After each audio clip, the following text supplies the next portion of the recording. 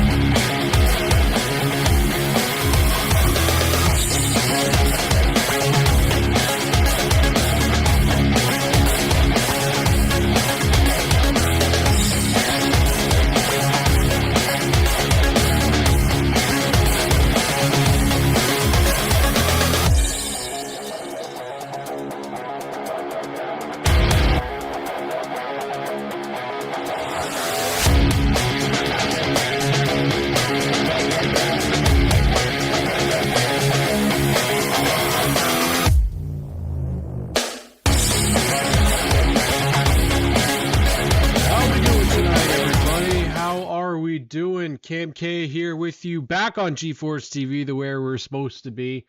Hope you guys are having a great night. I think we finally figured out the microphone issues. Hopefully we're not having any sort of static sound, any sort of muffling. We were having a lot of problems with this microphone, unfortunately, when we did the switch over to the new laptop. So as long as everything's clear tonight, that's all I really care about. Glad to have you guys as a part of the show. We did an impromptu show on Facebook on Monday, but today is the proper show. We're going to go for an extra. We're going to go for 2 hours as we look forward to Velocity this upcoming weekend at Sunset Speedway. We look to the championship weekend for Delaware Speedway and for Full Throttle as well. The first of two celebrations for championships for Full Throttle. They're actually this week and next week. They'll have championship celebrations as well. We crowned champions this past weekend at Sunset Speedway. Flamborough, we still got a little bit of time.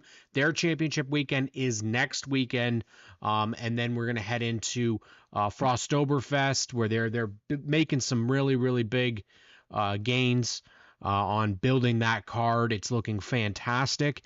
Super stocks on the card thanks to Justin Collison, who's been putting in an amazing amount of effort to build that card up, build a spot for the super stocks as a part of the show. And of course, we wrap up our entire season with the Autumn Colors Classic at Peterborough Speedway. I want to thank people for tuning in.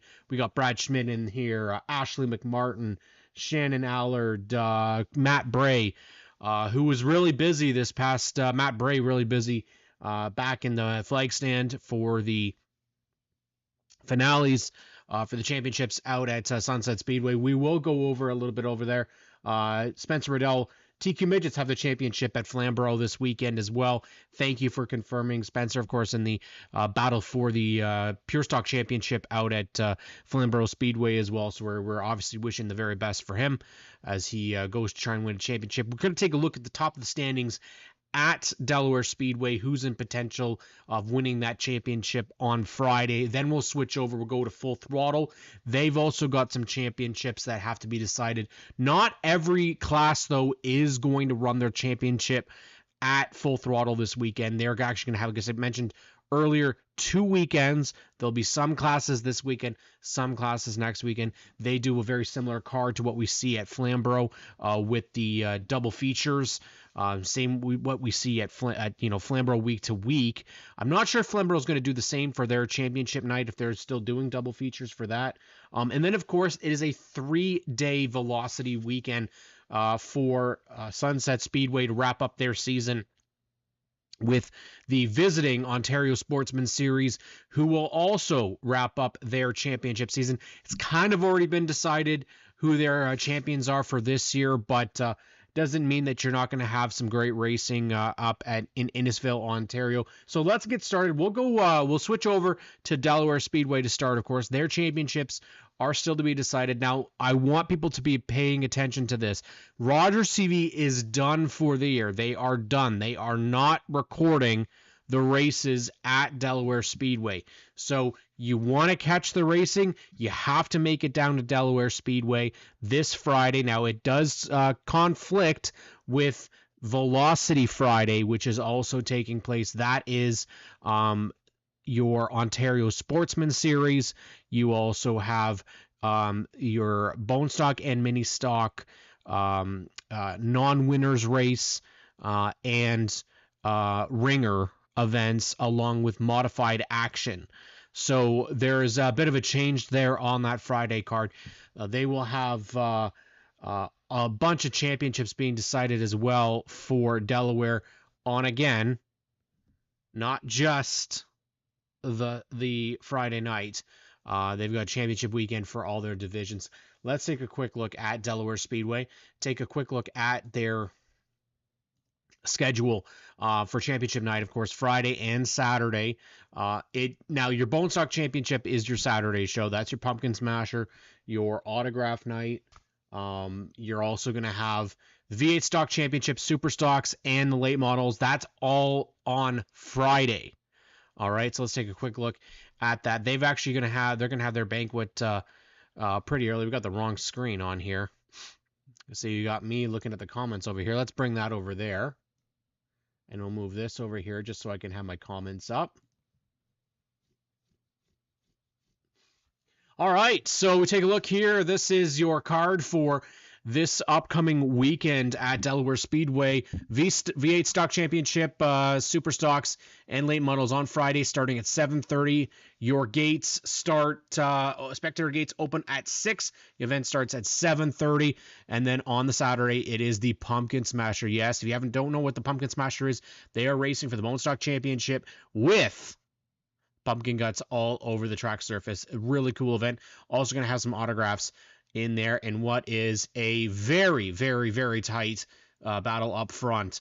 Then you've got on the October 18th, they're going to have their banquet, Delaware's banquet night as well. So very, very exciting stuff there. Let's take a quick look, though, at the point standings, because that is something that we want to make sure we pay attention to, because the standings are not yet completely done. With 21 points in the Experience Camping Late Model Division for Ray Morneau and Gary Adrianson at the front of the field. Marshall Schrank just 23 back. It looks pretty comfortable for Ray Morneau to win the championship. But again, anything can happen.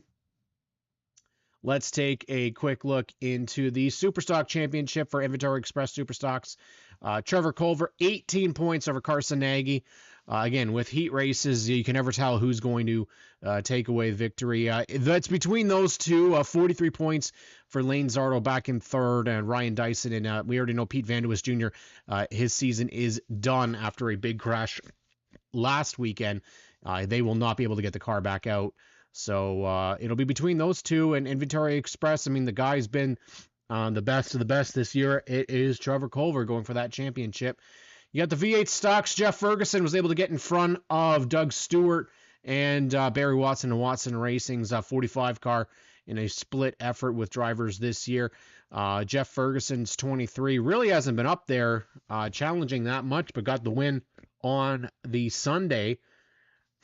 And unfortunately, Doug Stewart was not able to be in the field, so I had somebody running the number 2 for him, but not able to get out there and actually run the 2. So it will be a battle between likely those 3, Jordan Morris and Lucas Orr, rounding out your top 5 in what's been a very interesting V8 stock series this season. And then, of course, the Bone Stocks. This has been the tightest championship, and it is between 2 names, Matt Langford and Jeremiah Rabideau. 3 points between the 2 of them, and it will probably be one heck of a finish.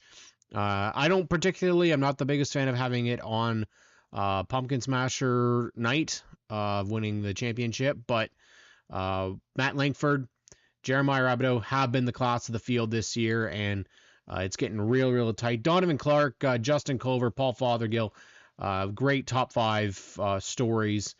You've got a couple rookies in Dakota Lawuma and Daniel Mayo right out there. Just outside the top 10 is Race Meyer. Some really big success stories in 2024 at Delaware Speedway. And yes, Shannon, it's true. Yep, we'll be behind the mic Friday night for the Ringers at Sunset Speedway. Thanks to Spencer Lewis and Brendan Doherty for putting me in that position. It'll be lots of fun.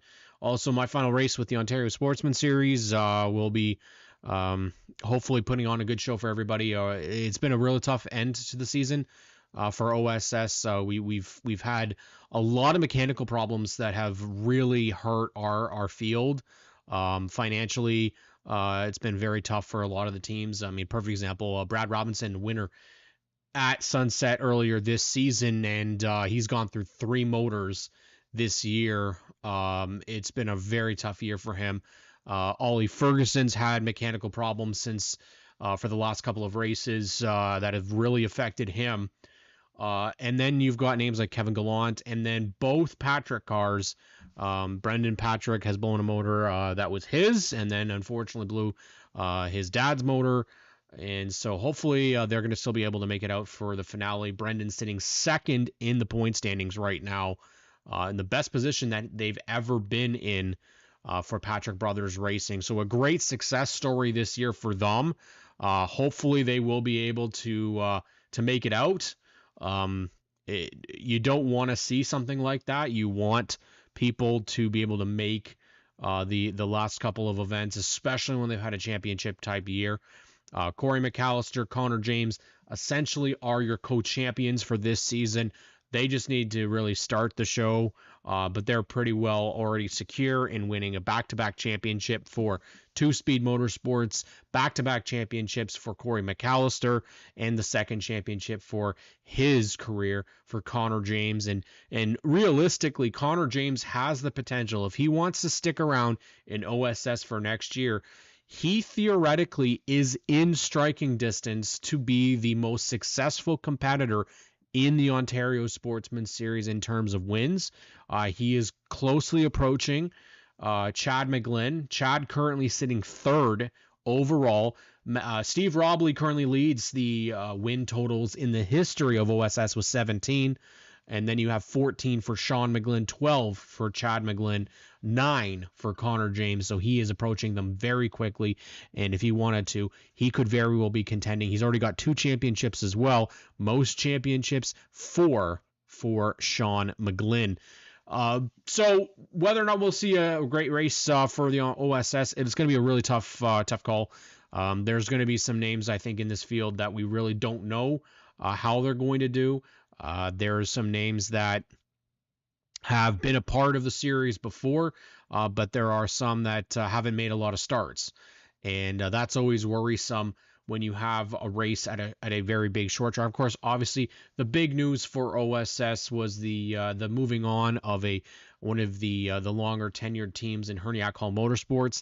They announced today, or was it yesterday, I think it was, they've announced they are going super stock racing at Delaware Speedway in the future, running Jay Dewar's old super stock. Tough to see. I love that team. I love those guys, but travel was just getting to be a little much for them, and they've been doing the travel deal since 2018, and moving on from OSS officially. Their car is for sale. I don't know if it's sold yet, but if you have any interest in joining the Ontario Sportsman Series, give them a call. It's a good piece out there. It's been through a lot this year, but definitely give them a bit of a call and see if you want to get joined in as a part of the Ontario Sportsman Series for 2025.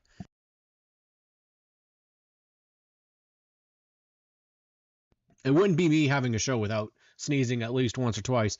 But big props to the Ontario Sportsman Series competitors for a good season. They'll be wrapping things up, and we'll be really interested to see how things go. We did have a question from Brad, what the ringer is. He forgot about it. Basically, if you are a driver that runs in Ontario and you are not the registered driver of a car, this is for bone stock and mini stocks. You can run it. So you can get guys from the APC series, NASCAR Canada, super stocks, pro late models to come on in and race a mini stock or a bone stock in a basic race for fun. Last year, Blair Wickett was able to pick up a win, and he's going to be back at it. It sounds like Jacob Sutcliffe is going to have the 2024 champion in mini stocks. Jacob Sutcliffe is going to have Blair Wickett, the APC runner-up this year. He's going to be in there. You will also have a non-winners race, people that have never won a feature in those divisions.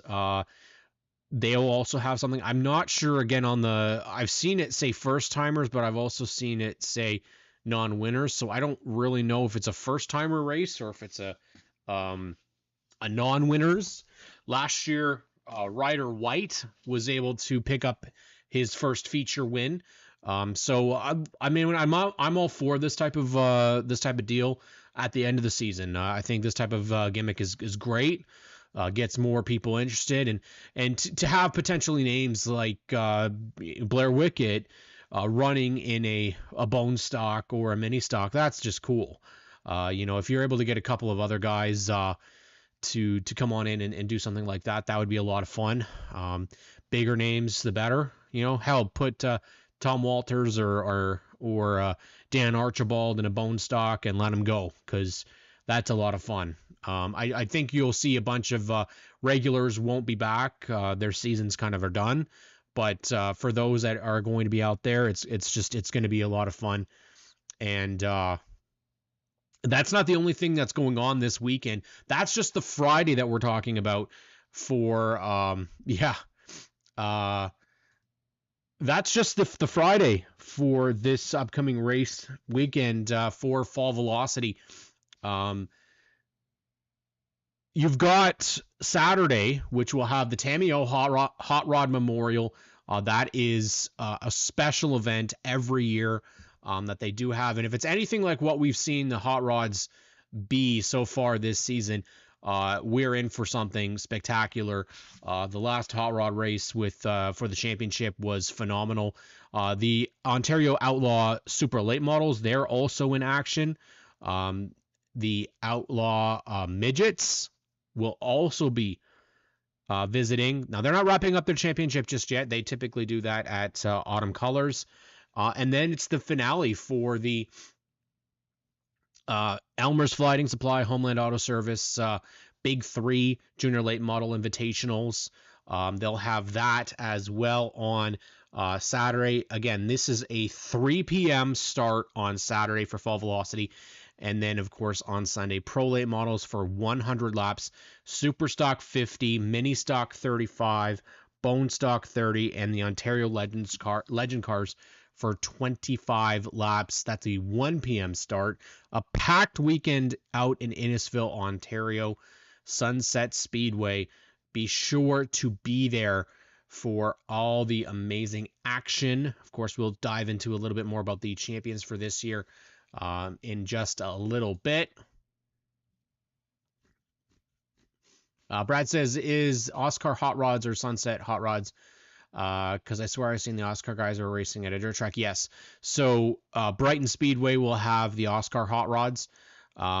You might get a couple guys that'll do both, but the likelihood is that it'll be just the Sunset Hot Rods that'll be there. Somebody like a Tyler Hahn, you could potentially see a Rob Bromley that does both. But if they're battling for the championship like Tyler Hahn, I wouldn't think that he would be there on the Sunday, because he still has a championship to win when they get to Autumn Colors for the Oscar finale as well. But a smaller crowd tonight tuning in, but we still appreciate each and every one of you that have decided to spend your evening chatting motorsports in Ontario. We don't have a lot of time left in terms of the racing season, so as much as we are able to talk, we are going to. We're going to talk about this, talk about the seasons at every track, and we'll get into each division, each touring series, all throughout this off season. We're not planning on taking a break. Actually, we're still going to be going on and on each and every week. So let's transition over to Full Throttle Motor Speedway. They are also racing this weekend and wrapping up some of their championships let's take a look at who is in those that lead in the point standings, and then we'll take a look at the schedule first. And so let's take a quick look as we take a look at that beautiful picture taken by Danielle McPherson of the OSS Cars. And let's just transition right over here. Let's take a look. Your race date is right here. We're looking at fireworks for championship night. Yes, that's correct. Junior late models for the championship night, starting at 6 p.m. with mini trucks, thunder trucks, the Ontario Late Model Association, and the Crazy Trains. Then followed next week by the Pro Sprints, Fun Stocks, Mini Stocks, Street Stocks, and the Hot Rods. Now, what I like about both of these is that they've already put in a rain date in case something were to happen. So we will have competitors that are racing this weekend and wrapping up their championship before we head to next weekend. The other half will be doing it. I like this idea. I think you limit the amount of races you have, not try and stuff everything in a one night. Mind you, Sunset was able to do it, and it actually worked out pretty well. Not too bad in terms of getting everything done and completed.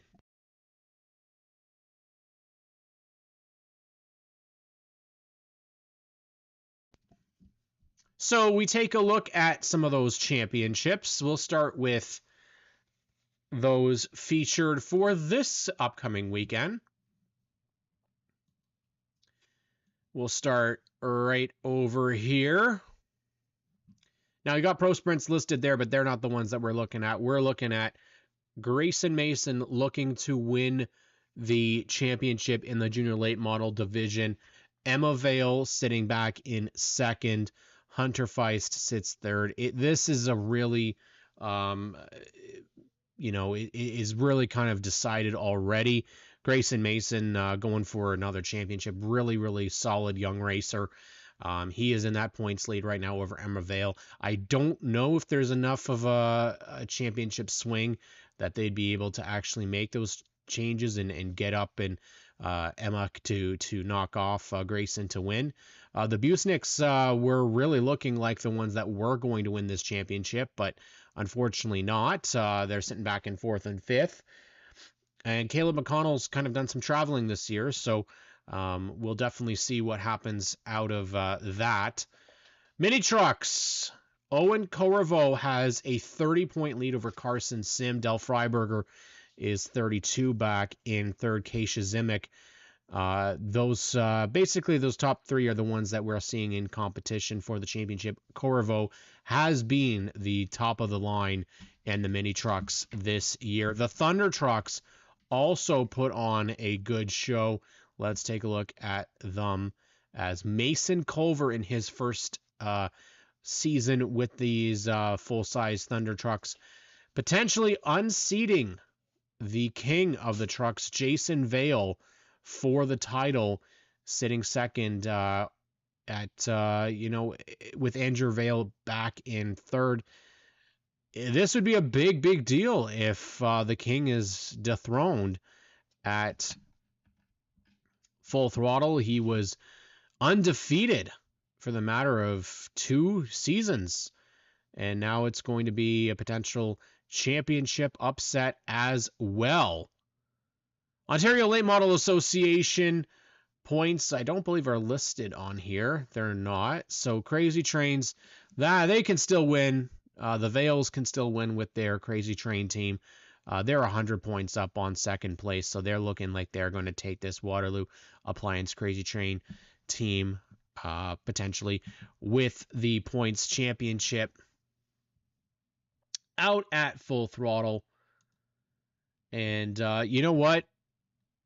I will say it's been a bit of a tough season to start for the Ontario Late Model Association. They were looking a little stronger to start in the off season. Unfortunately, it does appear that they did have some racers that were gonna commit and they didn't. Just that happens, right? You have racers that are going to be a part of things, and then it turns out that they just aren't able to, unfortunately, be a part of it. They don't seem to have. Yeah, so they had a couple. We had Caden Wright, Norm Stoddard, Matt Johnston, Jamie Jarvis, Nick Hamill, Billy Alderson, Michael Ford, Mark Rugrock, Austin Finley, Jim Bowman, Ed Entwistle, Cody Cook, Nick Clark, and Jason Ritchie, but I don't believe the majority of those racers were able to do a full-time effort, and I don't see anything here with their current point standings, unfortunately. So whether that's just on Facebook, that might be the place where I have to find it, but we'll keep trying to locate that.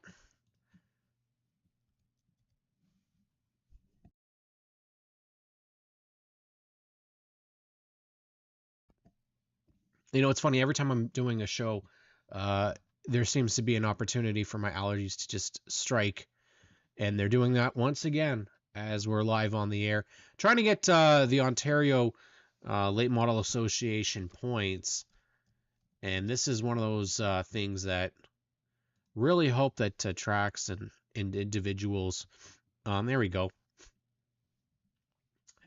Currently, both Al Inglis and Billy Alderson Jr. are tied for first place with 614 apiece. Who will win the championship? Now, that's going to be very interesting. Al Inglis, of course, if you guys aren't familiar, Al's been running in the past, was running out of the Sunset Speedway Pro Late Model division. Billy Alderson has been in the Hot Rods for the longest time, and both of them going for a championship at Full Throttle this weekend in the Pro Late Models. Hopefully a nice and clean green finish. That would be ideal.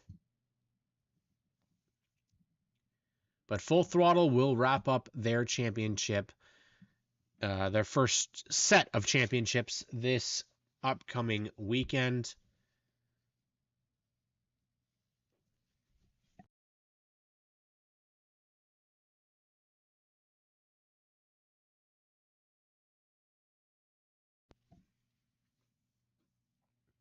Now, Sunset Speedway did the same thing.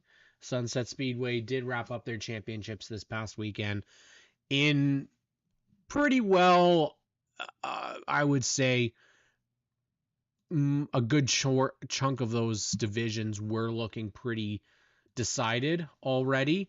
But the one that was, I would say, the top division by a country mile was the Luda Hot Rods. And it came down right to the very end. Amanda Balson taking the championship. She was not the leader coming into the night. That was Tom Walters by 1 point. She was able to get the heat race, which she needed, and was able to win the race just enough to get by Tom Walters for the championship in what was one of the best battles that I have seen on track, between her, Tom, Herb Walters, Dan Archibald. Really great racing. A little bit aggressive at times, probably a little too aggressive, but for what was a championship that I don't know if it was going to end clean, it was nice that it did.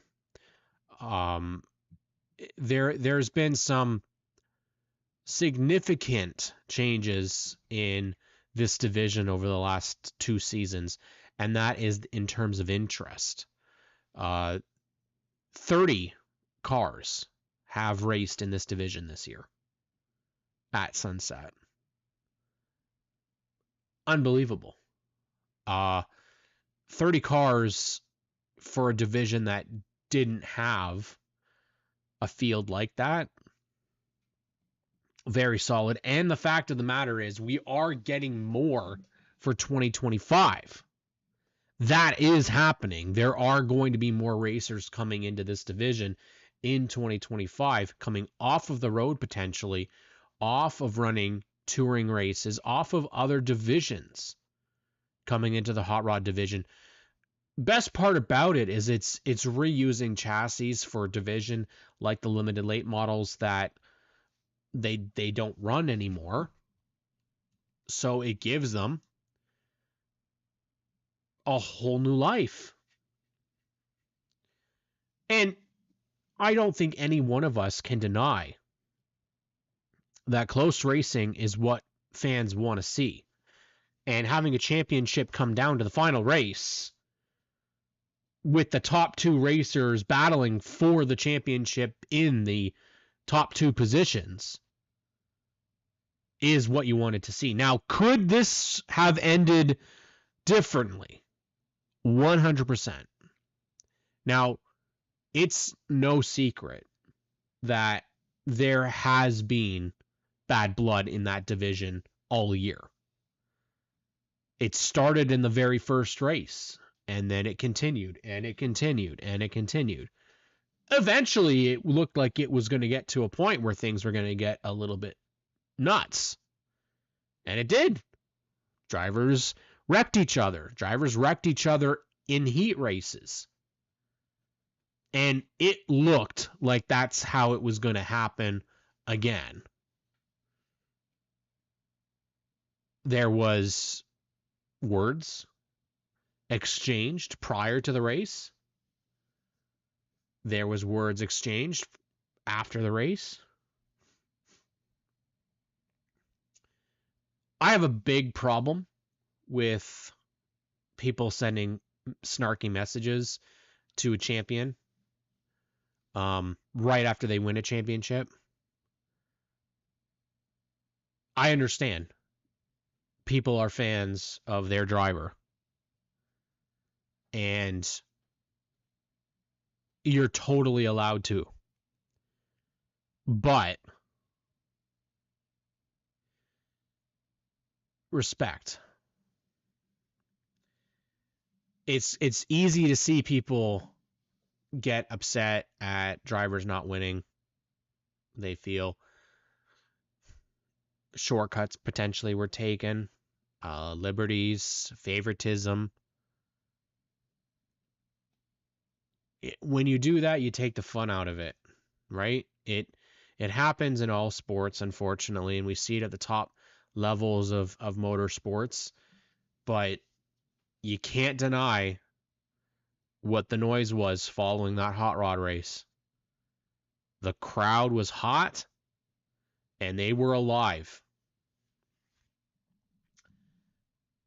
No denying. No denying at all that who won? The fans won. Easily.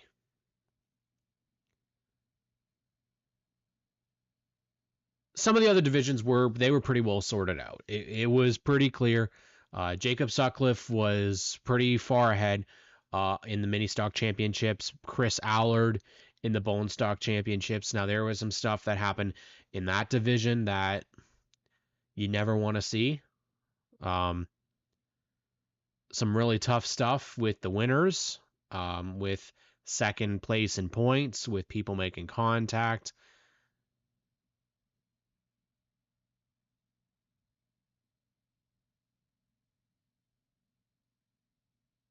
I really think that, yeah, and see, Brad's mentioning right there, I don't want to see that. You don't want to hear people being rotten to each other because their driver didn't win.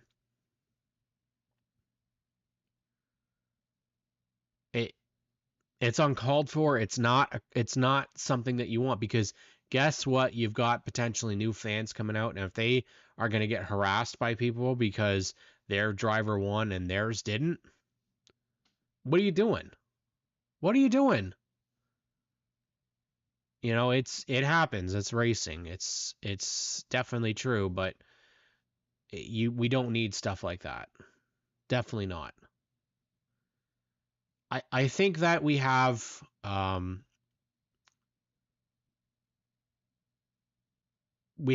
really, really good group of racers across Ontario at all of our tracks. And there's been some stuff that we look at and go, well, why can't racing succeed? It's stuff like that.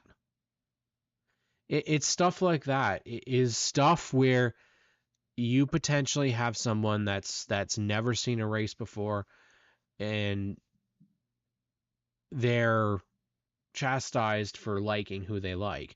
Will I talk crap to somebody because they're a fan of somebody that I don't like? No. I might not be a fan of that racer, but anybody that's coming to the track to cheer for somebody is somebody coming to the track.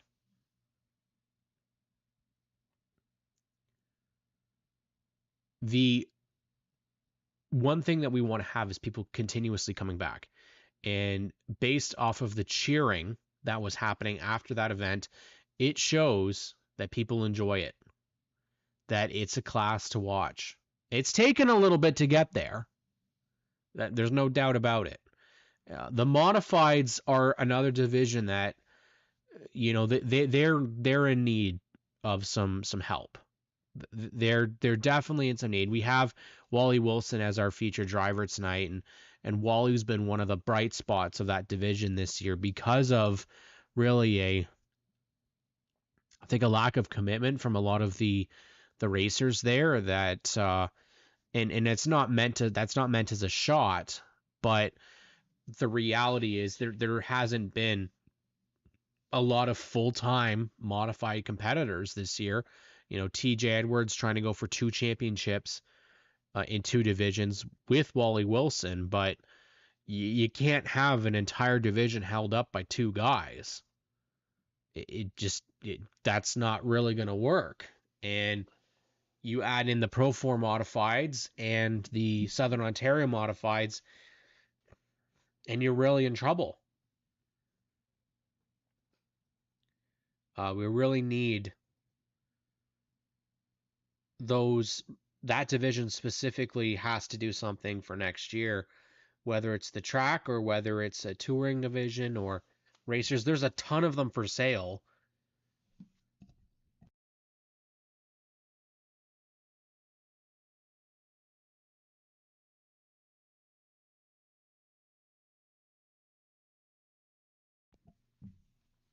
And with them being for sale, there's also a bunch that people aren't buying. I know, like Brandon Feeney has had he's had a modified for better part of a year and a half, maybe almost 2 years.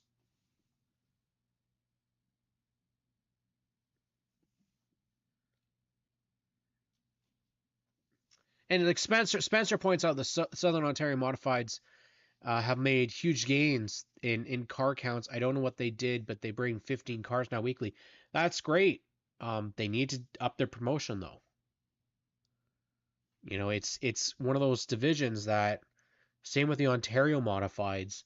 There's so many modified divisions, but I would argue that a lot of us don't really know what's going on with that division. In all of them, really.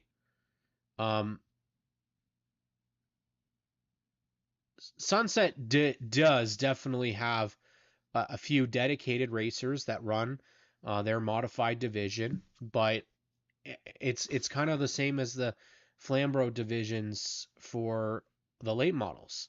Sauble divisions.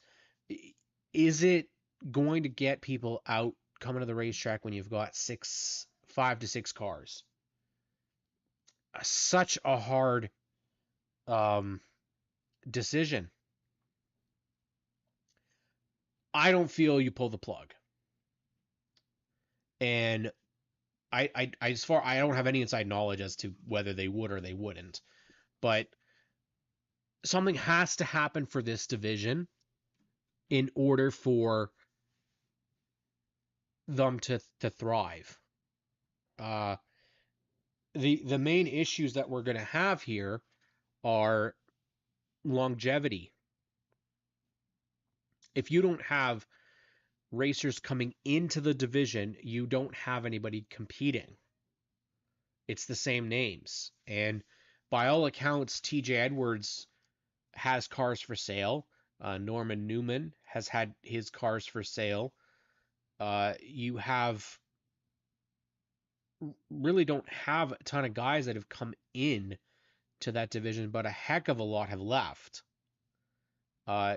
Names like Kelly Balson sold his a couple of years ago. AJ Ems hasn't been able to run full time. And he's somebody that would be a shoo-in for the championship.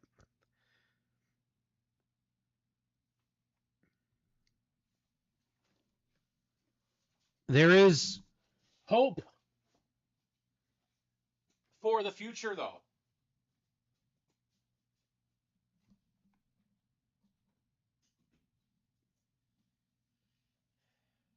It's one of those divisions that I think if we were able to get a bunch of young racers to come on in, get a chassis, and compete, it could be a good starting division following, say, a junior late model racer.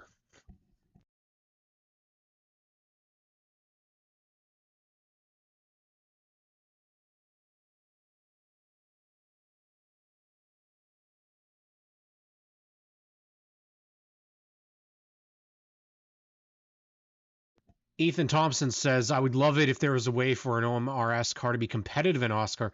It just doesn't work. And that's one of those things that I'm talking about, Ethan, is if we can find a way where we can amalgamate so that those cars in their times of struggle can race all together, that it benefits everybody. It benefits all of those divisions. But does it come down to a situation where there's just too many modified divisions for the amount of guys that want to run them?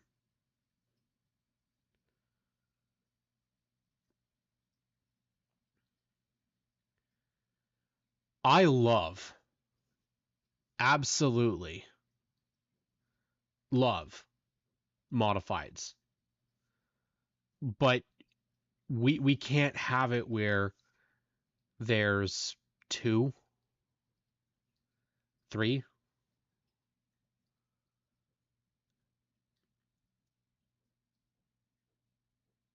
Oh, what's good is that there is people still tuning in. Darren Malcolm winning that modified race, the amount of emotion that he had and that family had for him winning, that's the type of stuff that you want to see. Now, I know Keegan Moat talked about wanting to get into a modified when I had an interview with him, and I definitely think that that's a kid who, if you bring him in to that division, all of a sudden you're going to have some fans in there. You're going to have some people that are going to be curious to see how this young kid does. It is what you want to see. But names like you got like Chris Milwane and Brad Pearsall, Steve Trendell, David Mathers, a lot of these guys that go out there, but they're not able to be up. I mean, Brad Pearsall was able to get a win earlier this year, but and Wally was able to get a couple as well. Just get us a couple more. I think you get to 10. That's a good number. Obviously Tyler Liscombe, they've got their modified. I believe that modified is up for sale. And I think TJ's had a couple up for sale too. So there's going to be a changing of the guards once again in the modified division across Ontario, not simply just at Sunset Speedway, but all over. Now, TJ did get the championship. I felt like the modifieds didn't have a ton of races. And by all accounts, what I have here on Sunset's website is 3 races, or at least 3 nights. Now, there was a double feature in there. Yeah, Paul Townsend has been running in the States. So has AJMs at times. But again, that's what I want to talk about, Spencer, is that you all of a sudden you don't have people to take that spot. They're not racing.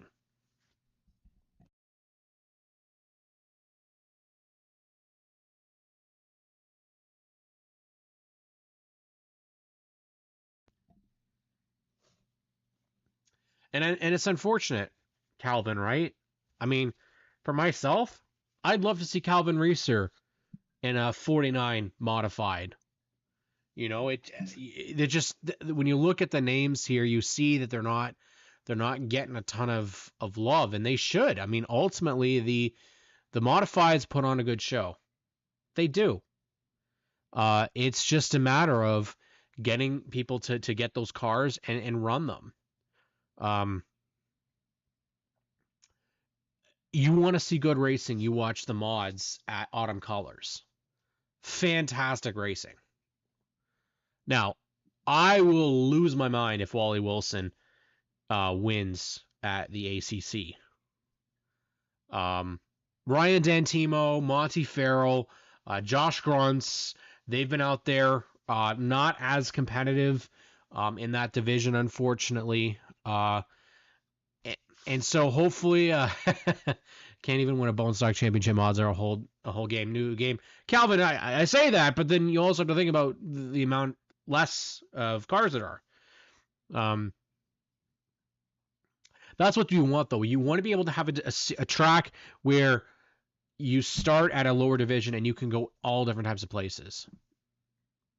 I think the pits would go nuts if Ollie wins. Absolutely. And that's the thing, Spencer, is these guys that have been doing this for years and years and years. And I will say that in 2024, one of the best stories in all of racing is Wally Wilson. He is our driver, our featured racer for tonight. I'm not just saying this because he is, but if you go back a couple of years to the guy who was getting lapped multiple times a race, in almost every division he was in, it was kind of like a running joke. And all of a sudden he comes out last year and he switched up his program a little bit, goes out and he leads some laps at Delaware Speedway, and the place goes friggin' nuts. I was there at Sunset the night that he won that he led last year, and there's something to be said about drivers that start from the bottom and seriously make their way off of hard work. And there's nobody else that I think you could say right now that has had such a considerable change from where they were. I know I put Glenn Stiers in this on the APC side, where Glenn was getting lapped multiple times in an APC race, and now he's battling for a top 10 position. That's the type of stuff that is what fans love to see. And for Wally, especially, a guy who is so humble and, as Rob says, offers to helps them at every track. He was there. He helped Graydon Bunn when Graydon was learning how to do the Outlaw Midget deal. He gives a shit about everybody else, and that is what and why he's got so much respect. He tries to race people very clean, and how can you not be happy for a guy like that to finally be successful? He's got a good group of guys helping him. Lloyd, Reg, obviously his dad. Sierra's really been great for him, and you know what? I think for a guy like himself, Wally should be damn proud, because what he did isn't an easy thing to do. It's to try and calm that inner crazy race car driver that wants to drive 8 million different types of vehicles and focus on one. If you remember, Wally was running prolates, he was doing legends, he was doing sprint car, he was doing bone stock a couple of times. Yes, he still had the opportunity to run bone stocks for the Howard sisters this year, but his primary focus this season has been on the modified, and it's proven that that's what you need to do. You need to focus on one thing. He did run outlaw midgets, yes, as well, Brad. Yep. It's been a couple years since he did run the outlaw midgets, but he did. It's great to see. It's great to see. We say hard work pays off.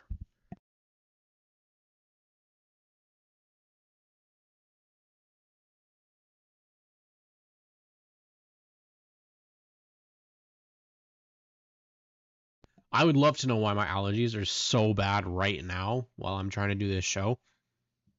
But yeah, so we talked about it, man. Wally will be somebody you get to catch Friday. Modifieds are racing out at Sunset Speedway. Championship is over, so I'm surprised that they're running. But Calvin, I don't know where we're at with sneezing or just like congestion all of a sudden, but I just think it's almost cold weather. Don't remind me, Spencer. It's this happens every time I'm doing a show. And yes, we allergy folk never get a break. It's true. I've got watery eye right now in my right eye, and I've got a congestion in my right sinus, and really itchy nose. And we haven't even hit autumn colors yet when my allergies are really bad.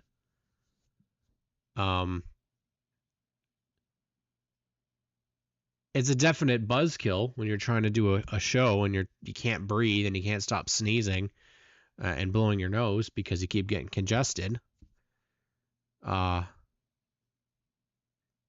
This is just what you get to see on this ONTrack Weekly. It's just part of it. But I'm excited to see what we'll get this weekend at Velocity.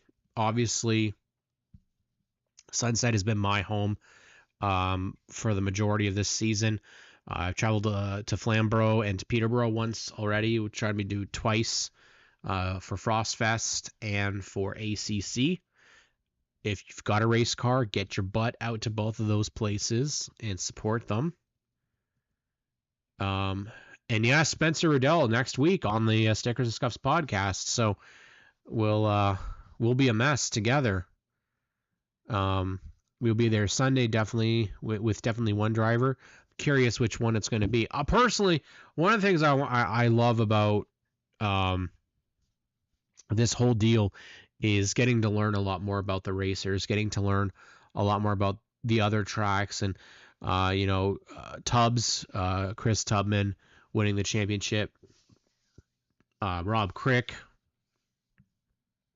battling him for the mini stock championship. A year ago, I didn't know those names. A year ago, I didn't know the names as much at Peterborough Speedway.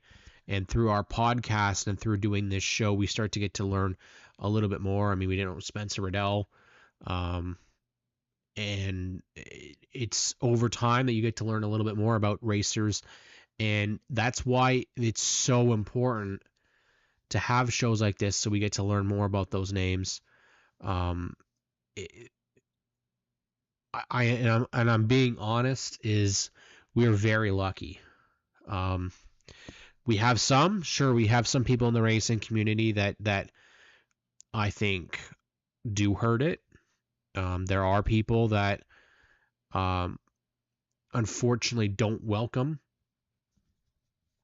people of different nationalities, that don't welcome people of different orientations, that don't welcome people as a whole, that's taking us backward. We are lucky to live here, and we have so many options of potential race fans that people just aren't aware of. That they're we could really hit a gold mine of new race fans, because it can spread like wildfire. It is, and it can be such a great thing to bring people in. It takes businesses, it takes support, it takes great racers, it takes people committed. And to have a place, to have a home like this on GeForce TV for one of or two of my idols in Adam Ross and Clinton Jeffrey, especially, just for how they operate and they run a business, and they commit and love motorsports in Ontario.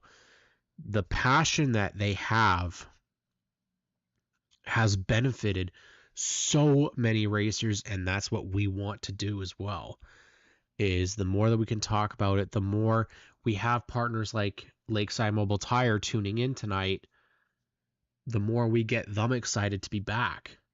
And we talk about their racers, we talk about their involvement, because that is what we need to do. We need to thank those people.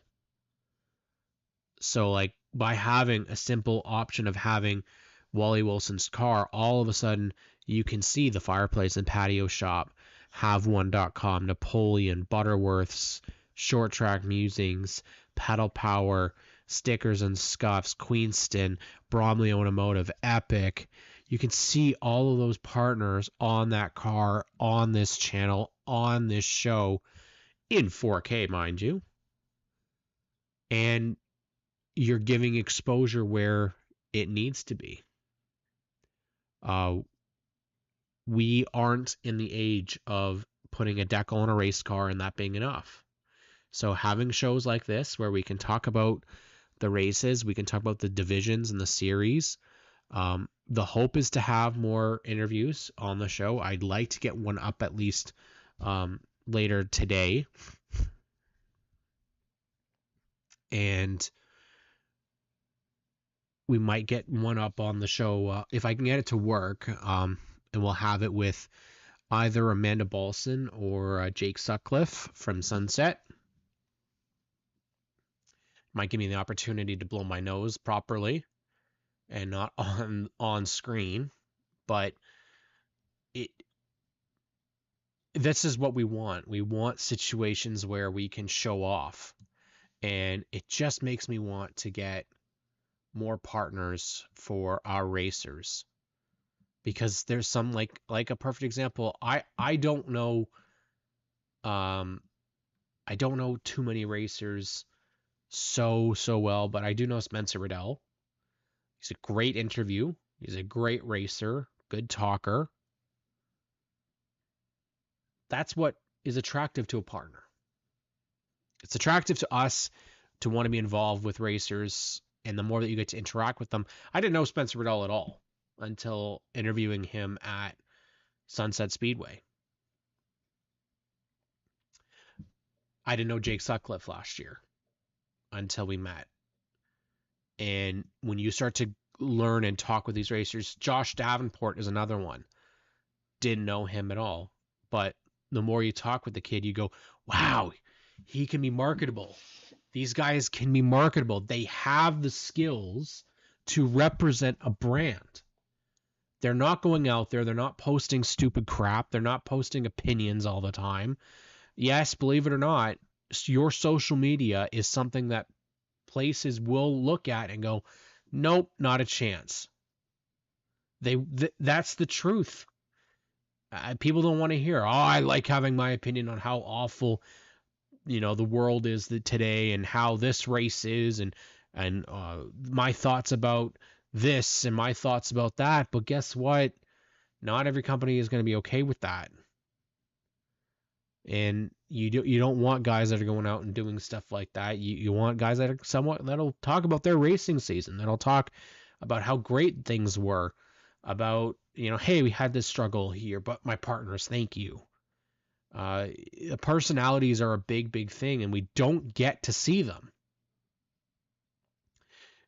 It's the truth. You get to see, in a lot of the times the taped races, you see the race begin and you see the race end, but you don't see the interviews in between. The more and more the tracks can get somebody to take video, the better it will be. And I am going to be as blunt as I can on this. It is 2024. You have no excuse to not have somebody that taking video of your racers in victory lane getting their interview. The tracks, you can definitely get somebody to do that. The race teams, you can definitely get somebody to do that. Everybody has a phone.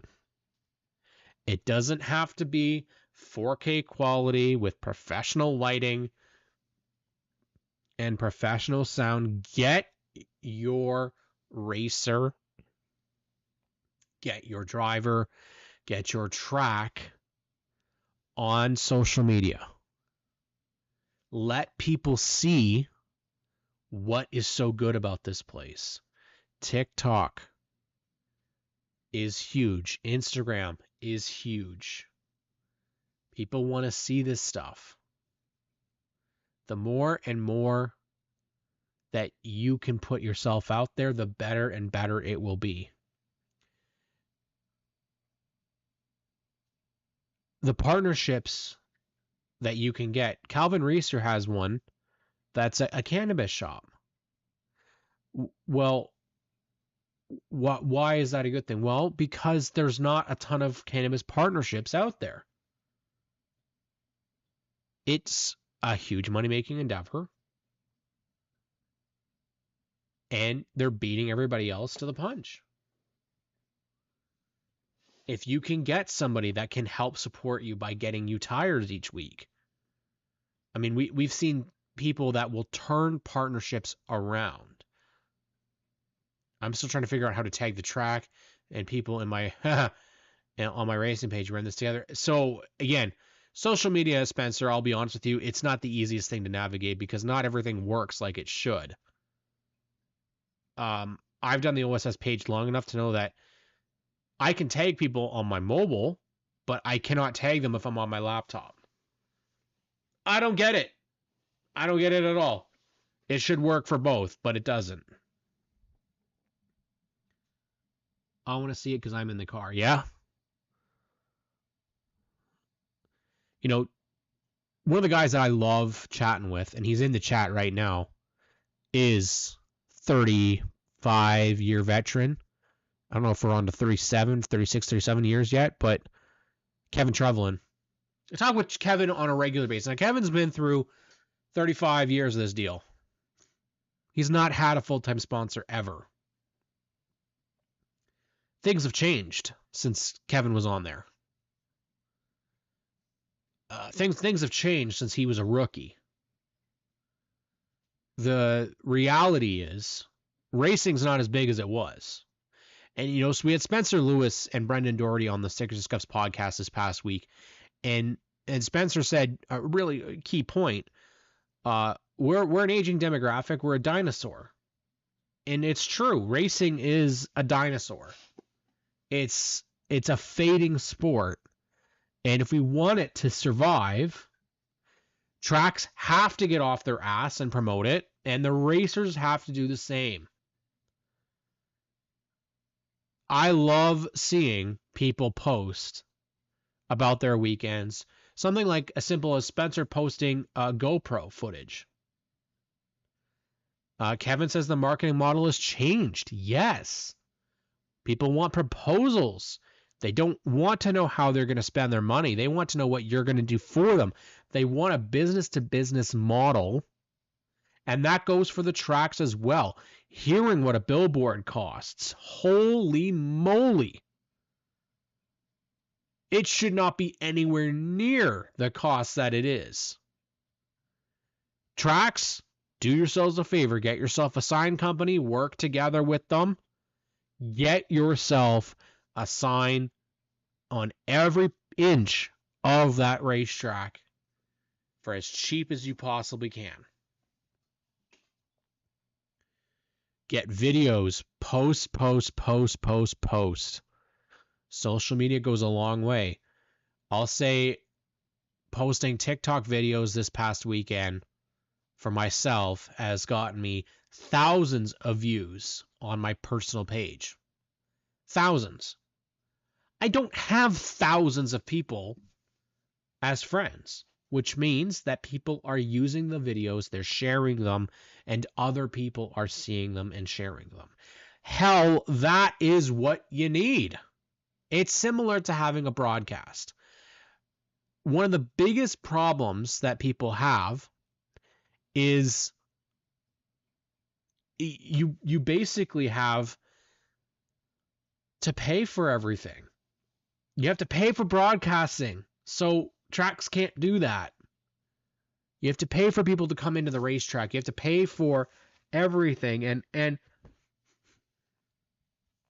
Calvin says, I found a new video editor for the iPad, and it took my GoPro editing from 2 hours to maybe 30 minutes. Dude, you get CapCut, and CapCut for $150 will take your longer video and split it into chapters and do it all for you. The way with AI technology is, it might be something scary, but it is going to create content like no one's business because you can tell it to do something and it will. I've used AI technology for paragraphs for ads. I've used it for creating our song, for creating a slogan. It is the way of the future. It's going to help the old school way of things.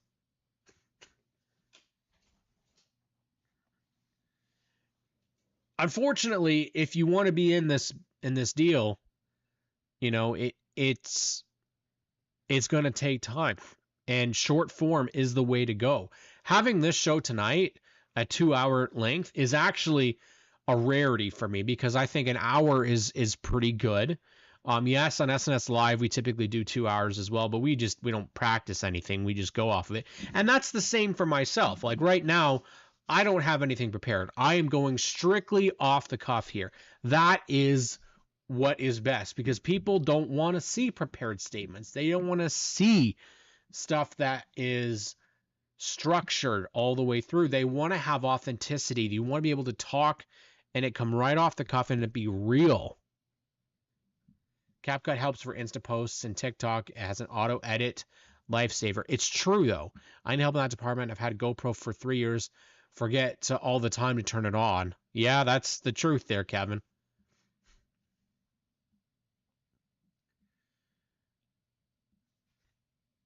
What I've heard from people is that people recording the races takes them away from the gate. I don't really know if that's true. And you know what? I can choose to believe that people would rather, honestly, they would rather no one record the races and everybody just show up. That's just not going to happen, though. If you want to expand your reach, you have to get out to the markets of the people that aren't there. And by having it so that you're not recording the races, guess what? People won't see the product and they're not going to show up at all.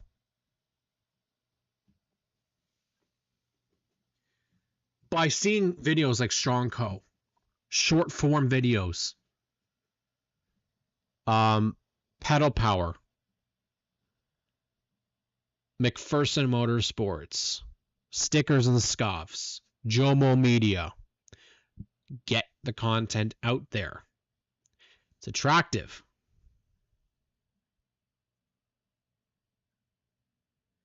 It's what you want to see as well. Content is extremely important across the board. I've done more interviews with Calvin Reeser this year than I've seen with him in the last 2 years.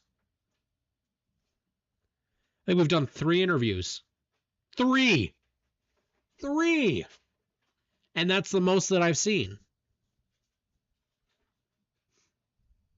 What does that say when you think about it? Now, imagine we had 4 or 5 content creators, 4 or 5 and the track, posting interviews each week. Now, I know Spencer was doing interviews last year. I don't think he's been doing them lately. I'm sorry, my cat is playing with a bag. That's what you're hearing right now. I don't know which one it is. If it's Chester, if it's Nala, that's...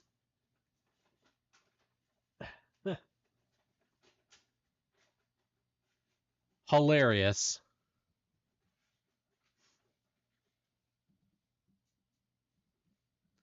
Five Guys bags are always they're very nice. They smell like burgers, so cat definitely loves that.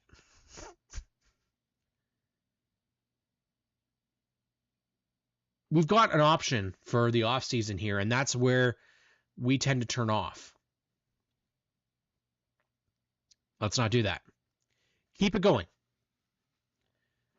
If you have content from the season that you didn't post, post it. It doesn't have to be. It doesn't have to be professional. Just put it out there. Paul Fothergill. Fothergill Racing on YouTube. They post theirs. It's just exactly as they come off the racetrack. There you go. Self plug. Reeser Racing on all social medias. There you go. Calvin Reeser right there. Get out there and support my man Calvin. It's how you do it. And if you want partnerships for next year, let's start now. Get out there now. We were having this conversation earlier on the show a couple days ago on Monday. There's lots of places where you can find business information. You can find email addresses. You can find phone numbers. Riddell Racing, if you want to see the back of Calvin's car at Autumn Colors. Oh.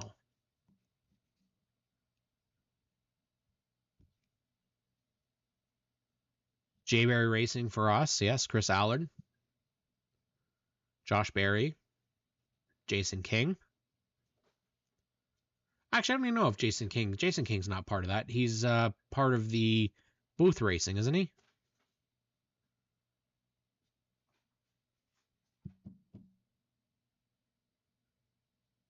The change is coming. I think we need another FB Live again at ACC. LMT Motorsports from Matt McMartin. It's easy for me to mix that up with Matt McGrath.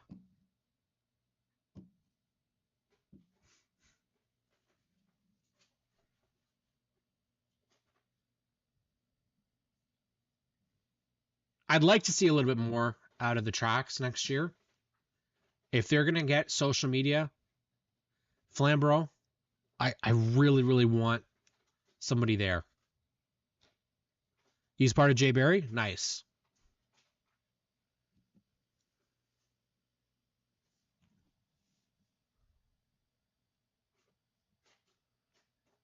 Stuff like what Chris Allard does is a way to get good attention at the racetrack. Which is the coolest thing, I still say it. It's one of my favorite things that Chris does is playing music while he's racing. It's fun. It's something that you don't get to see.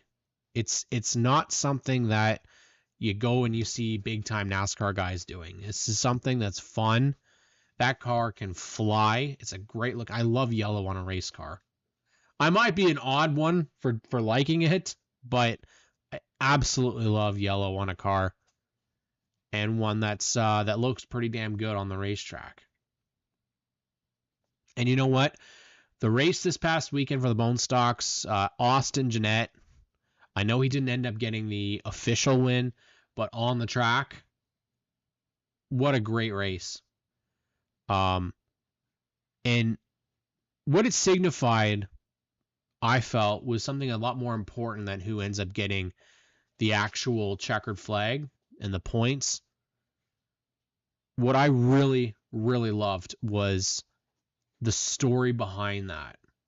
So for those that don't know, SKLD Motorsports, they don't have the top of the line equipment. They don't have the most money.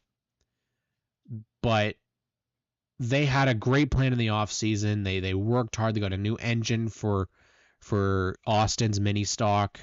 They were going to have Doug Willman in their mini stock as well and have those out there. And the first practice of the first night, he's so excited.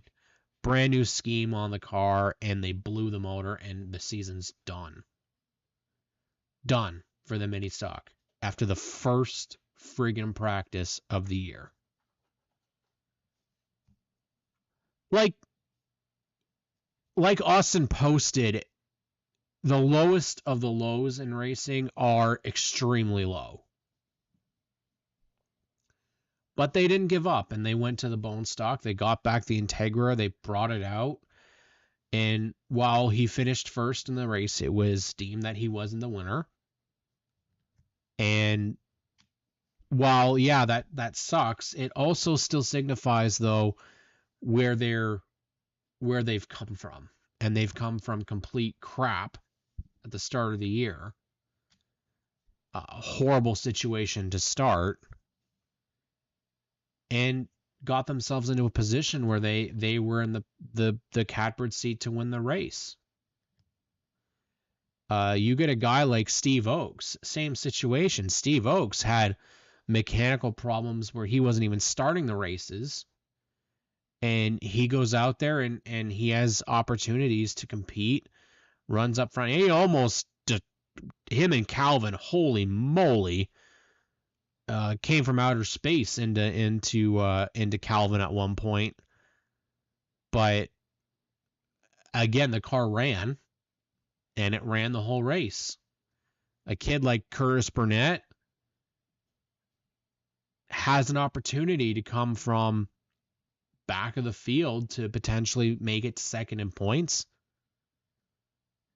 Those are the types of stories that are fantastic. And I think one of the biggest ones was Chris this year legitimately destroying both of his legs in an accident, not of his own doing, mind you. And he raced during that. And I remember chatting with him, and it was the first night. He had been in the hospital that day. And he's always a, happy-go-lucky personality, and he was just muted.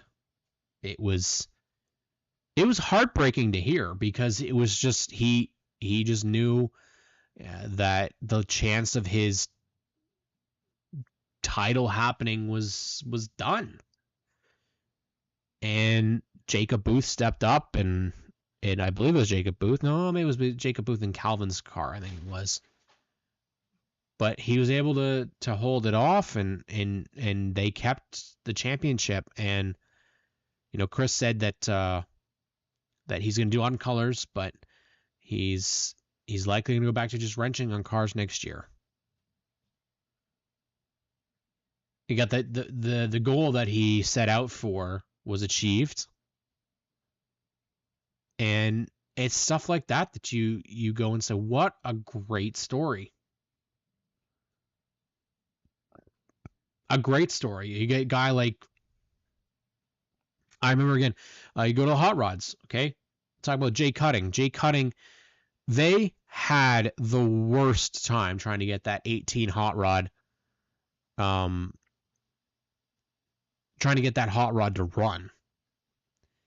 And I remember that, man, I felt so bad. It was I think the first race they come out, and they couldn't get the thing to start or keep running. And his dad was running all over the place. You don't know Jay's dad. Jim Cunning's got the best hair in the business. And and they just couldn't get that silly thing to finish. And then you go and you see him, and he's mixing it up with the leaders and running in the middle of the pack after the start of their season. They couldn't get the thing to run. Now he's battling for top 5s, top 10 positions. It's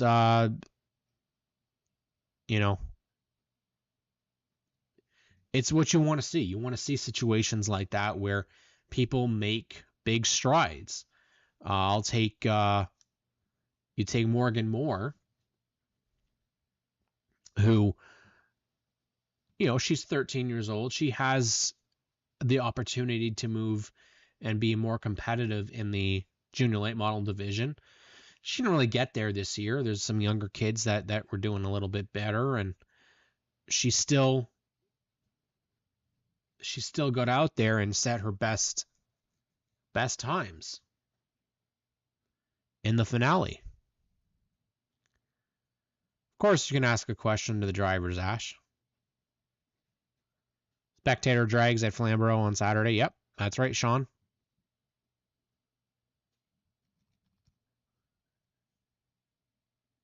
It's stories like this that are just great. They're good stories. You talked about before, Amanda Balson taking that championship, winning over the veterans.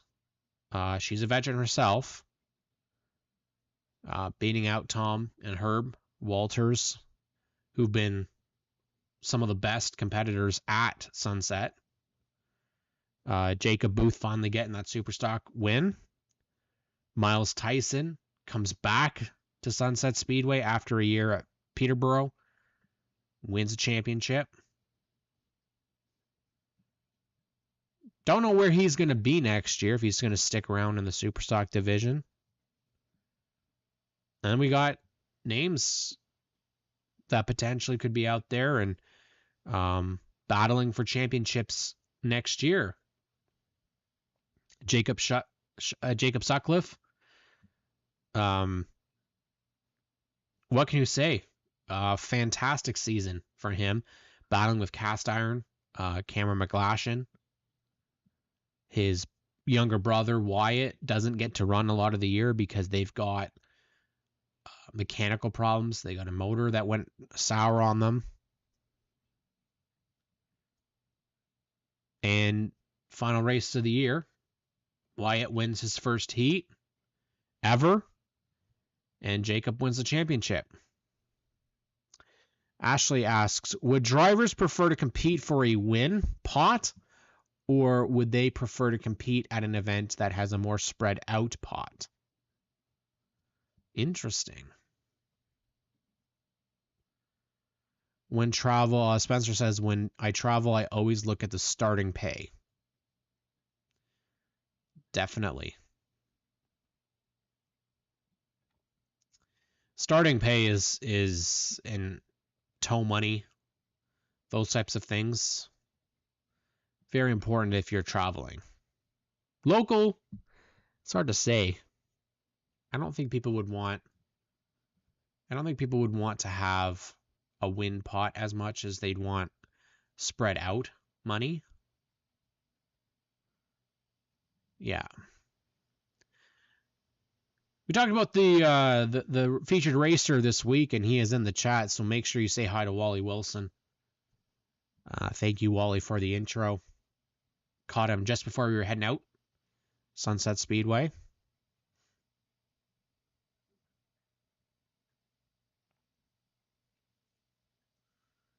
Yeah, Mark's situation, he points out, is starting pay is only if you start. I don't really like that, personally. I would prefer that everybody got tow money at least. Can't make the start, you at least get whatever position points or pay.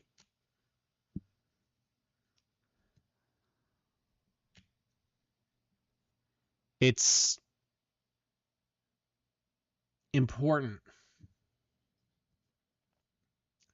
that people get to speak with Ash here, because Ash is a partner. She's somebody that assists racers. She's asking a valuable question here.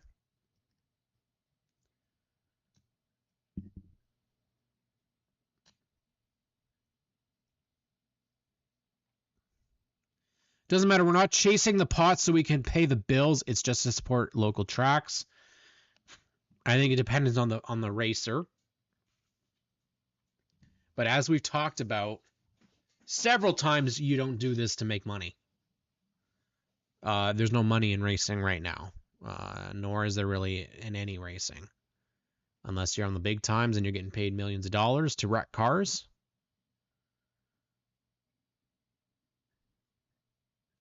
Which they do. They do quite well up on the NASCAR ranks. In terms of other stories this season, I think we can go and talk about Peterborough Speedway. Peterborough has done something that is extremely exciting. And that's their junior divisions. I don't think I've ever seen a junior late model division that's been so full before.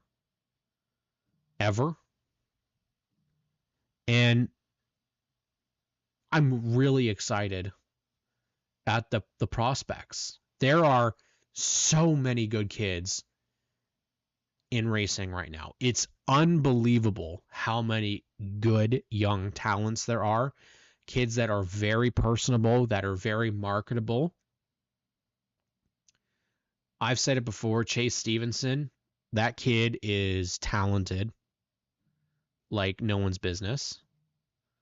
Yeah.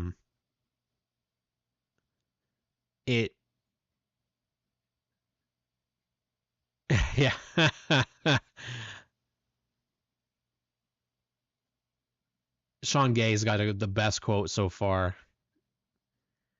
Best way to get $1 million in racing is to start with $1 million. Isn't that true?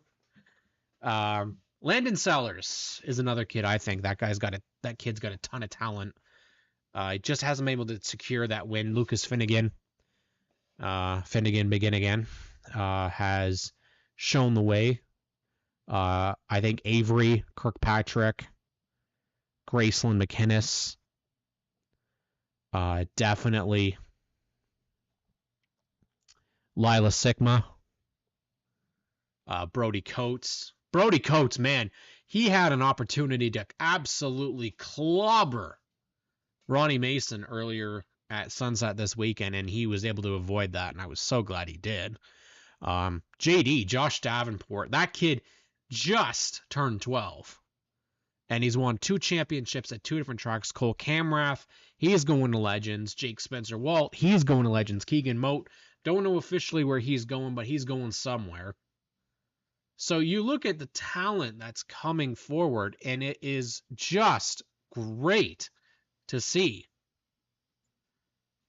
Now, I know there's been a lot of debate about the junior late models division.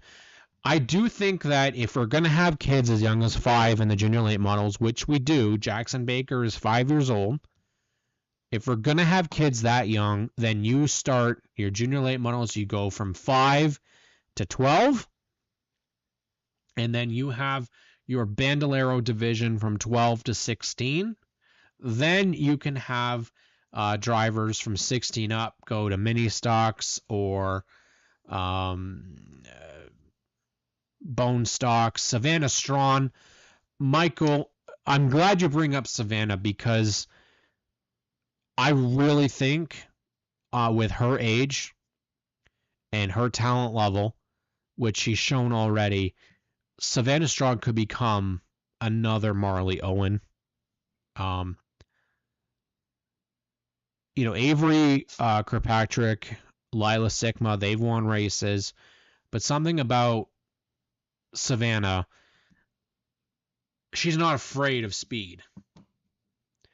In fact, I've seen that she doesn't even care if there's a caution flag out. She is still okay to go full speed ahead. And I really like that there's so much talent coming out of Peterborough Speedway. Sunset, their accounts have looked up as well. Darren at Ilium Industries has got to be loving it. Now there was a little bit of a downside. Sobel and definitely at Varney they saw a little bit of a dip in the amount of cars that they had. But you've got them. You add in if she can do a little bit more racing. Maya Ford, she's got potential as well. She didn't get a ton of racing in this year, but she's definitely got something. The Beatty brothers, Caden and Wyatt. Wyatt got the championship this year. Hudson Sellers. He's another one that just started off in the slower division and made his way into the pro division, and then all of a sudden is battling for pro podiums. The Cousineaus. There's 4 Cousineaus out there. Chase is going to make some decisions as to where he's going next because he's aged out of the program as well. If he's going Bandoleros or if he's going somewhere else. You've got a lot of young talent that's being produced, and that's what you need. I know, Ashley, only 4. I say only 4 young Cousineaus. There's still some other ones, but when we had Chase on the podcast, he was able to clarify how many Cousineaus there are, at least that are racing right now. There is probably 20 Cousineaus out there. The amount that it's the amount that they have out there. But again, at the end of the day, it's what you want to see. You want to see divisions that are full, that don't have a ton more room. Lakeland Junkin's another one that I think she is going to be really, really good, based off of how quickly she's gotten up to speed. The Capacettes, also really, really talented. I mentioned Brody Coates. He's gotten up to speed very quickly as well. So you add in those kids with Ronnie Mason, with Morgan Moore, Wyatt Sprung, well, definitely Rylan Camrath. That kid is going to win next year. You can see it. And he's really young as well. I think he's only 7, maybe 8. And we talked about Chase Stevenson as well. He's another one. And one thing that is really good about these kids is that they all support each other. Especially at Peterborough. Peterborough is amazing because I have mentioned about this several times, but the kids will actually go to Victory Lane when one of their fellow racers gets a heat win, or one of the racers that they know, and you see them in Victory Lane all the time celebrating. They're just as excited as the family is, maybe even more. And I talked to Chase when we talked to Chase Cousineau about it, and he had said that, we're friends. We're friends out there. That's our friend that's winning that race. Now, if we could only get that for every division as they get older, that would be great.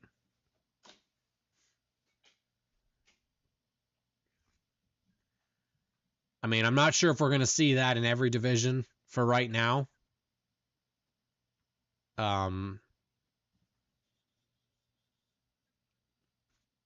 But it's a culture that you want to see. Now, I'm not saying that everything is great. There are definitely issues at the tracks, in every division, in all the different types, but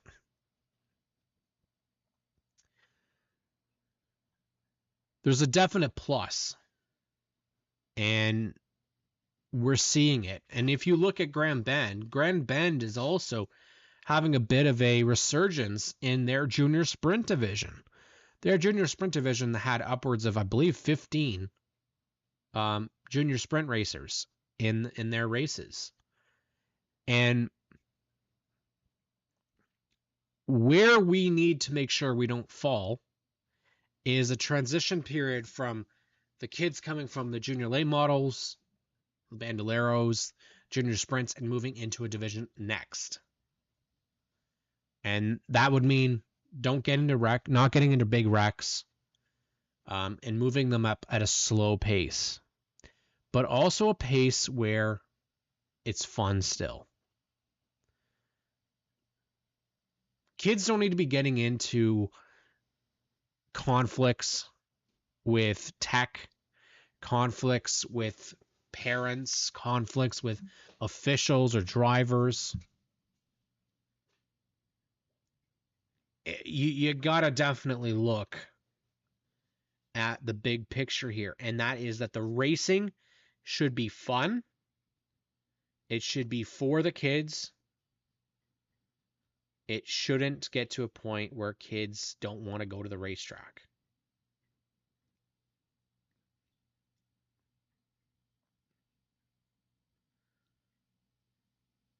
Ashley points out that, seeing people come together and try and help out when somebody is down, absolutely. It's the best thing.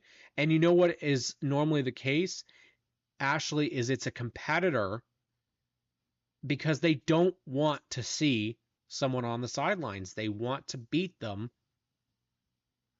on the track. I remember seeing it with Ollie Ferguson's dad, Rob. He's there at sunset watching his son and wants to see him succeed, is following him, but then Doug Cathcart comes in and he wants to go and it does like second nature, just took off and went into Doug's pit and helped them open up the hood to see if is anything he could do to help. Ashley says Angelo Novus and Sean Kennedy. Every competitor that we've talked to about this is they want to be beaten on the track. Sean was down with brake line issues, starter issues, and Ange and Kyle Novus were both down there wrenching. Ferguson, same situation at Flamborough. They couldn't get the car figured out, and they had Sean McGlynn, Chad McGlynn, Kevin Trevlin, Kevin Gallant, Rob Robinson, all at the front of their car trying to help fix it so that they could race. Spencer says, I bring a whole parts car essentially every week to keep cars on track for Cobalt cars. Perfect example is Doug Butler. This past weekend, Andrea Lusk's car was hurt and wasn't able to take the start, so he ran the 17 for her to help her in the points. We've seen Craig Cole not be able to run at Flamborough, and BT Racing, not a problem. Chris Lawrence put the 92 on the 30 car, and they ran. Friday Night Thunder shows a lot of that camaraderie and sharing parts and helping others. Great show if you haven't seen. Unfortunately, Sean, it isn't renewed, unfortunately, which sucks, because it is a great eye-opening experience for a lot of people that haven't seen racing, especially Ontario racing and that dirt side. Great intro as well. Love the intro of that show.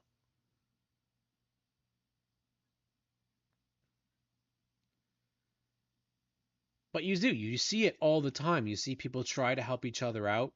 Michael Robinson, they had problems with their car. The Sutcliffes were out there helping them. Sutcliffe's trying to battle for a championship, yet they're helping out.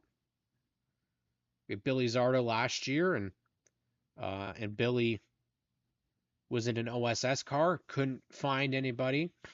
They had a I believe it was a rear end issue, and went over to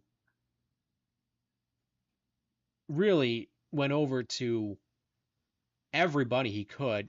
Tom Walters and all the OSS guys, seeing if anybody could help, and Tom Walters try and help him out. Not even in the same division, but trying to help him out.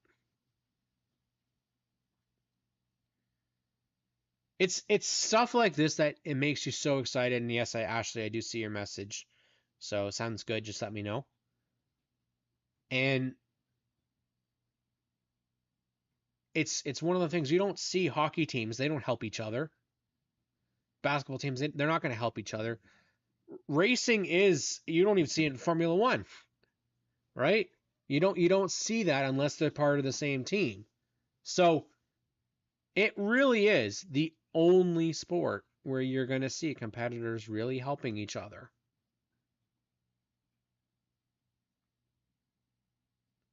That's what it comes down to.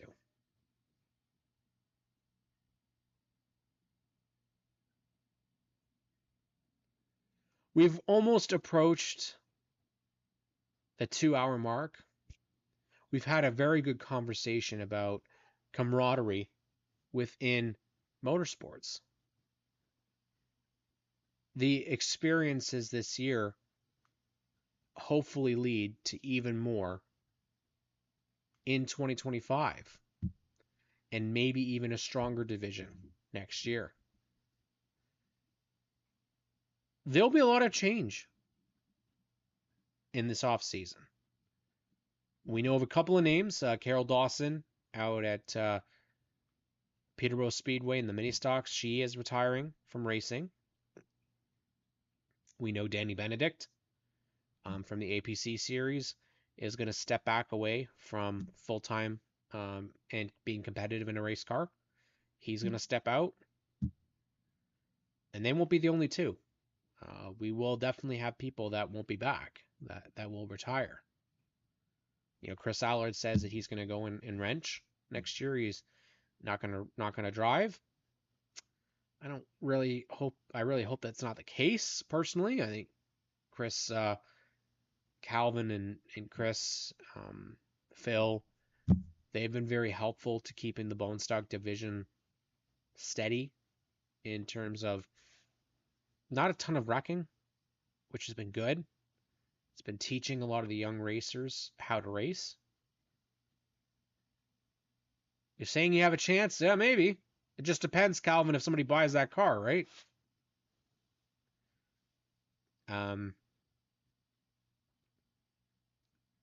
There will be changes. It's going to happen. You know, Spencer Riddell saying right now he's going to come in and take the points championship at Sunset away from Calvin Reeser. I love it. 49 versus 17 already. If you don't have plans this weekend, come on out Friday to either Delaware Speedway. Come on out to Sunset. Sunset, we will have the first opening night for Velocity, Ontario Sportsman Series, the Ringer, the First Timers,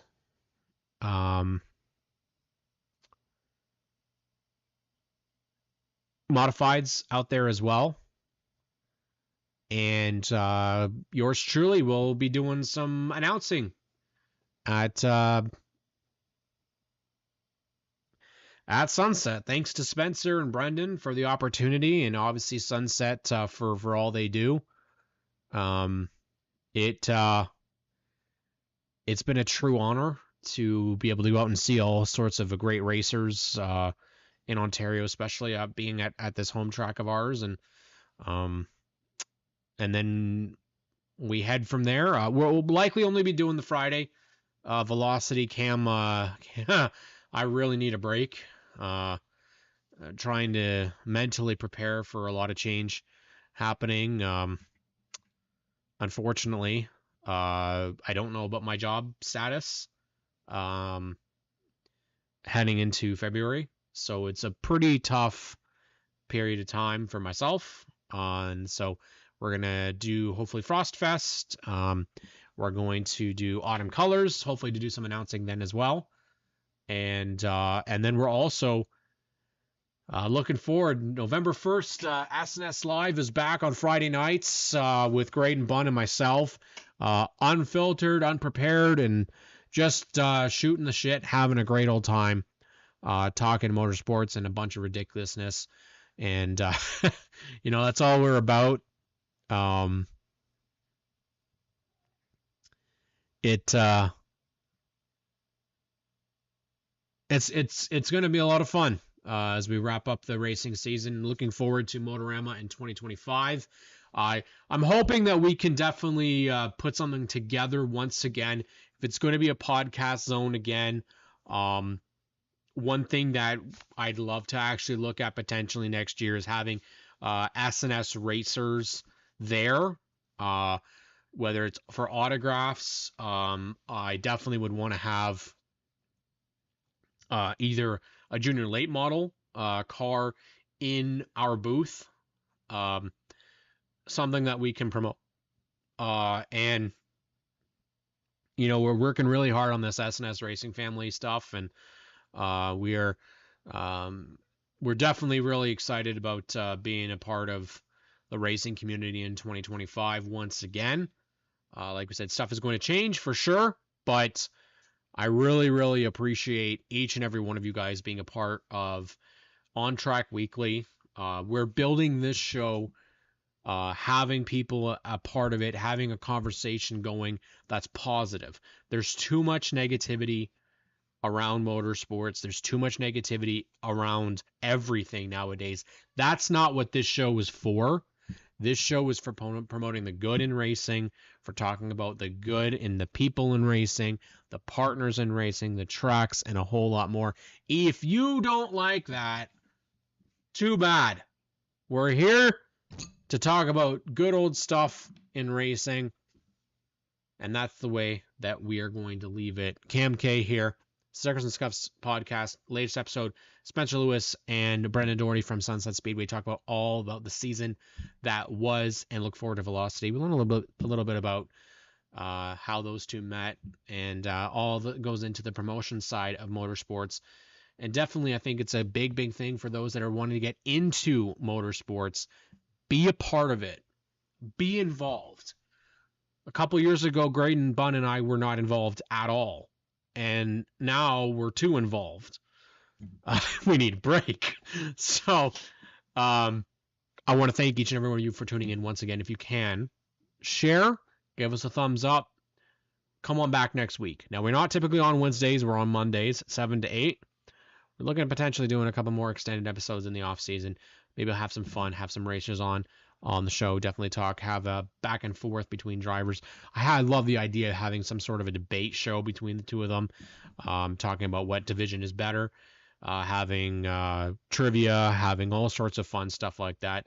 Working with potentially Ben Hodgson out at Peterborough Speedway, have him come on and do a couple more stuff with us. And we'll definitely have some more fun on ONTrack Weekly, Mondays, 7 to 8 p.m. here on GeForce TV. And, of course, Stickers and Scuffs, you can always see us as well, Wednesdays at noon, and SNS Live starting November 1st, 7 to 9 p.m. on Fridays.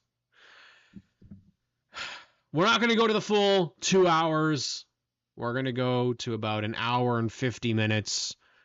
Unless there's some late-breaking news, some late-breaking topic. I want to thank each and every one of you guys for tuning in once again. It is an absolute honor to talk racing all season long. It's been an amazing 2024 season. I can't wait for 2025. Can't wait to see more and more great stories within the motorsports scene. And I can't do it without you guys. So thank you so much. Give us a thumbs up. Share, like, subscribe to GeForce TV, subscribe to Stickers and Scuffs. We'll absolutely love it. Have yourself a great night, everybody. We'll catch you all next Monday here on GeForce TV. Thank you so much for tuning in.